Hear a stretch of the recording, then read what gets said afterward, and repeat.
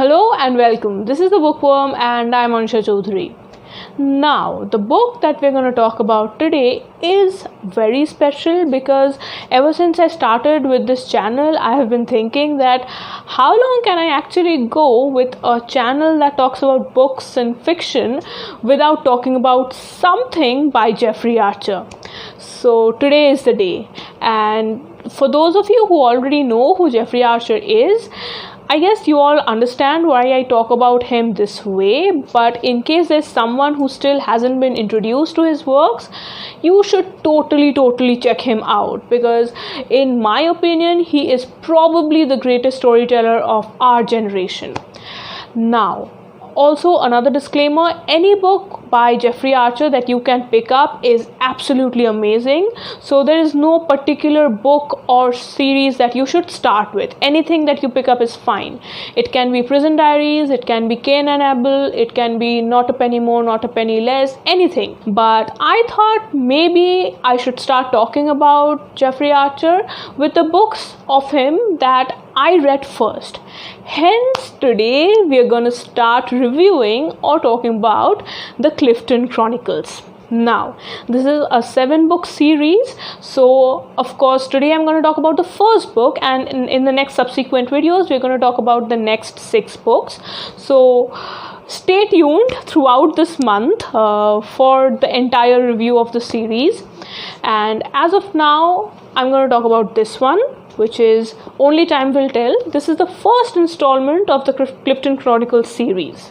Now, I'm assuming that you haven't read any of Jeffrey Archer, because if you already have, then chances are you don't need me to recommend you books. You already are totally in love with the way this man writes, and you will probably read anything that bears his name.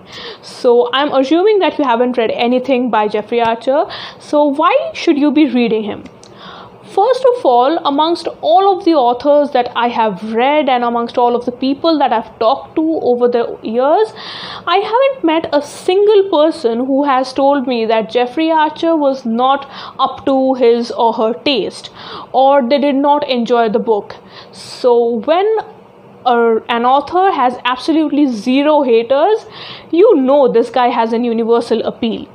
And that is one of the main reasons why I absolutely love his books, because the storytelling is as good as it can get. Trust me on this. He is a master craftsman when it comes to storytelling. And I think I read it somewhere that someone eminent, I'm forgetting the name of course, had said that if there was a Nobel Prize for storytelling, Jeffrey Archer would have gotten it. So he's that good.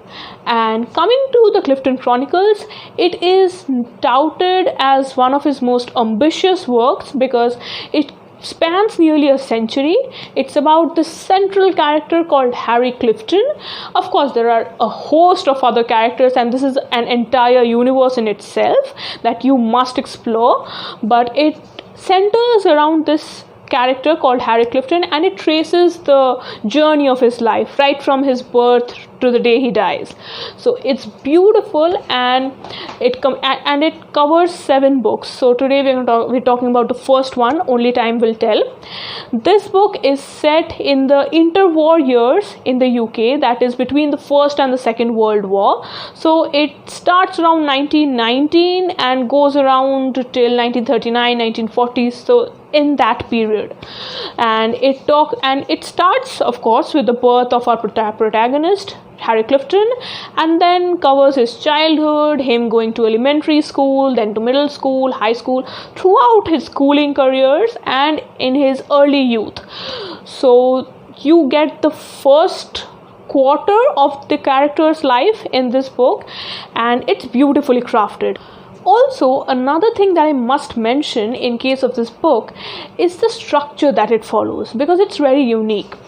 Like, this book is told from the point of view of 6 of its main characters, and the thing about this is each character picks up from the events that happened a little bit before where the previous character left off. So if Harry Clifton is telling the story in the first few chapters of the book, he leaves off, say, at 1936, but the next part, which is told from the point of view of his mother, will pick up somewhere in 1933. So that's how there are certain intervening or time periods that are overlapped by the narratives of different characters, which is quite interesting.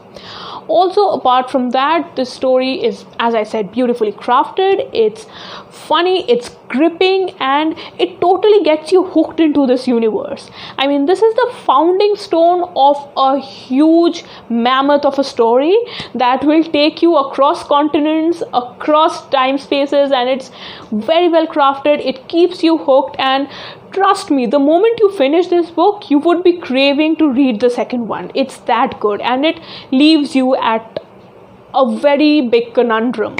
So it's very well crafted. There are some amazing characters, but also what catches the eye is the depiction of UK in the interwar periods during this time, because and since it's set after the First World War and ends right when the Second World War begins, you get to see the soldiers coming into the country right after the First World War and all the employment going to them, and then it shows what were known as the frivolous 30s, with tea rooms flourishing and nightclubs coming into the UK, and then finally with Germany invading Poland and the German U-boats started torpedoing the English vessels. So it shows you that entire transition through the eyes of Harry and his friends and his colleagues and so on. So it's very well crafted. There is a vast range of characters. Like there are dock workers from the shipyards of Bristol to absolute proper English gentlemen who wear hats, carry walking sticks, and honor their word above everything else. So there is that entire spectrum. There are manor houses with butlers. There are also dingy little alleys and dilapidated buildings where dock workers live. And so yes, it does show the English society in a very clear light, which I enjoyed a lot. And amongst all of the other literature that comes out from the UK or that is based in the UK, we mostly hear of London, but this was actually the first book that I read was set in Bristol, at least in the first half of the book that was set in Bristol. So of course you get to know a lot about the shipbuilding business that was booming in Bristol at that point and which made Bristol famous in the first place. So apart from the English society and an amazing storyline, this book is fantastic. The English is beautiful, it's lucid, so I can give you 100% guarantee that you won't have any problem reading this book whatsoever. It's very well written. You will thoroughly enjoy it. You know what? In case you read this book and you do not enjoy it, please hit me up in the comments. I would like to have a discussion with you because you would be the first one. So I think that's about it. That covers it. Please read this book. This is amazing, and I'm sure once you've read this book, you won't stop until you have finished the entire series. And I hope to talk about the other books in the series in the upcoming videos throughout this month. So stay tuned for that. And that's it. Okay, so yeah, and if you like this video, please hit like, please subscribe to this channel. This is a new one, and yeah, share it with your friends. Do comment below on what other books or recommendations you would like me to do. And yeah, that's about it. Thank you for watching.